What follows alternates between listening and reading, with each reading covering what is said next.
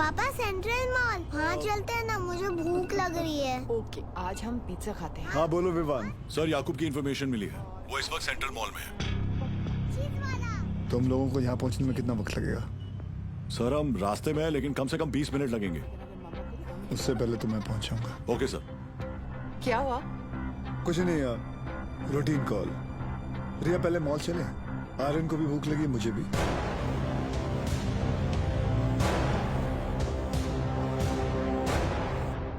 तुम दोनों यही पार्किंग लॉट में रुको, मैं भी आता हूँ।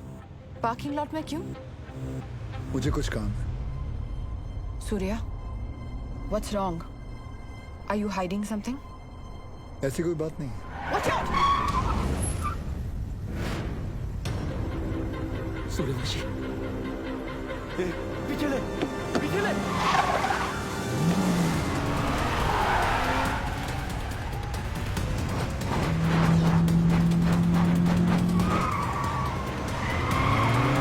सूर्या स्टॉप! सूर्या क्या कर रहे हो? आर्यन है गाड़ी में।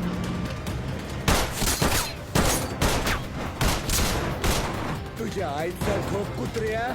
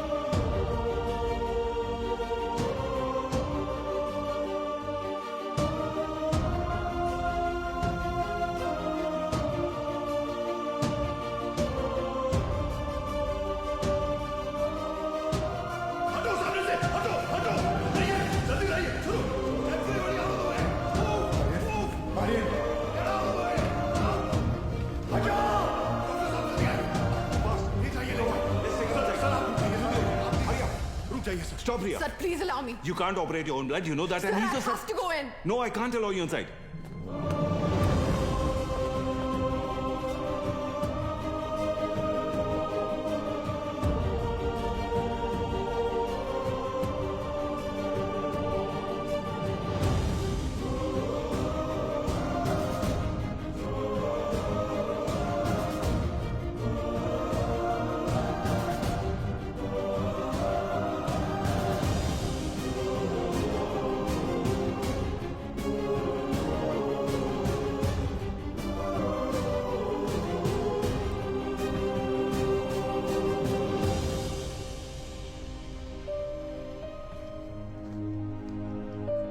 Aryan अब ठीक है.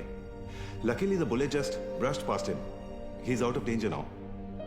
And don't worry, he'll be fine. Thank you, thank you doctor.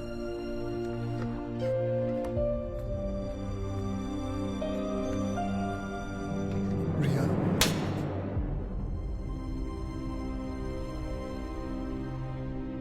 तुम जानते थे कि वहां कितना खतरा है, फिर भी तुम हमें अपने साथ ले गए। आर्यन के बारे में एक बार भी नहीं सोचा? रिया मैं तुम दोनों को पार्किंग लॉट में छोड़कर अंदर जाने वाला था। मुझे नहीं पता था वो ऐसे अचानक आ जाएंगे। और अगर आज मैं उन्हें नहीं रोकता तो कल हजारों मासूमों की जानें जा सकती थी। तो मेरा बेटा तुम्हारे लिए सिर्फ एक कोलैटरल डैमेज है।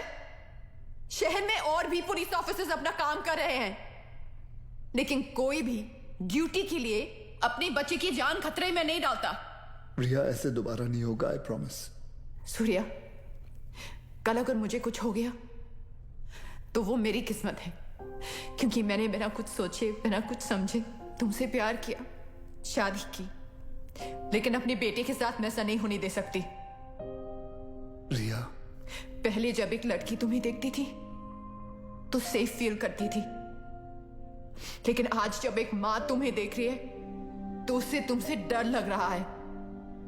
रिया, आज के बाद तुम हमसे दूर रहोगे। ना मुझे तुम्हारी जरूरत है, ना आर्यन को। रिया तुम्हें पता है तुम क्या कह रही हो? जिंदगी हमें हर रोज एक चॉइस देती है। फर्क बस इतना है कि तुमने अपनी बेटी से बढ़कर अपनी ड्यूटी को चुना और मैं हमारे रिश्ते से बढ़कर अपने बेटे को चुन रही हूं। रिया, एक बार इसकी बात। सर,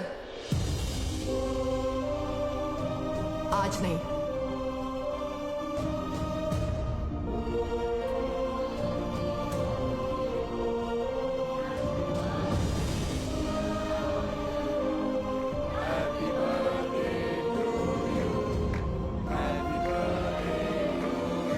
ये देखो, ओपन दिस। मैं खोल के दिखाती हूँ। थैंक यू रिया। आर्यन चाहता था कि जाने से पहले उसका बर्थडे हम सब साथ मनाएं।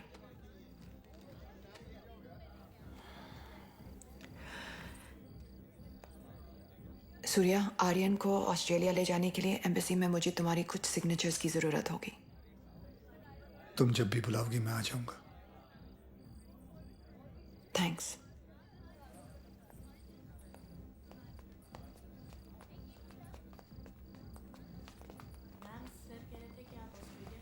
पापा, मुझे मम्मा के साथ ऑस्ट्रेलिया नहीं जाना है। मुझे आप दोनों के साथ यहीं रहना है। आप प्लीज कुछ करो ना पापा।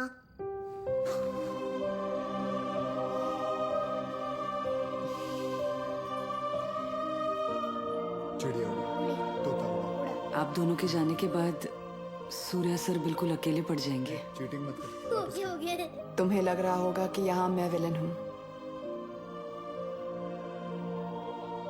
लेकिन मैं जो भी कर रही हूँ सिर्फ अपने बेटे के लिए कर रही हूँ। तुम्हारा स्कूल कैसा चल रहा है? अच्छा चल रहा है। बोलना। सर, आप एक बार बात करके देखिए ना। आप बोलेंगे तो शायद भाभी मान जाएंगे। Please.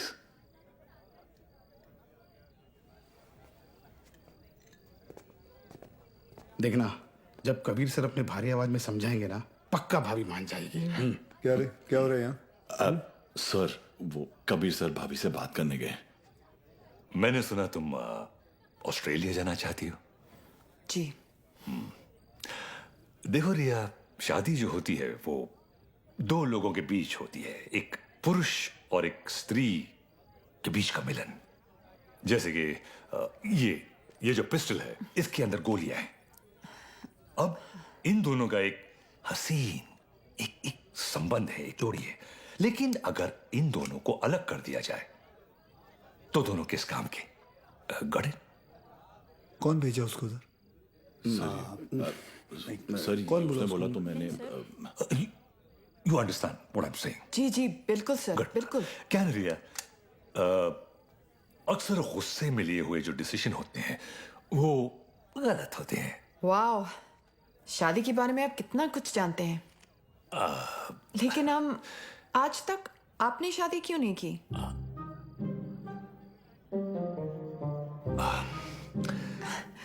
I'll just be back.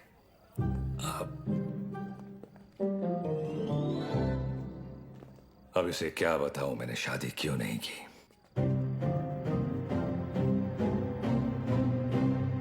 मेरी लेस खुली है, इडियट्स।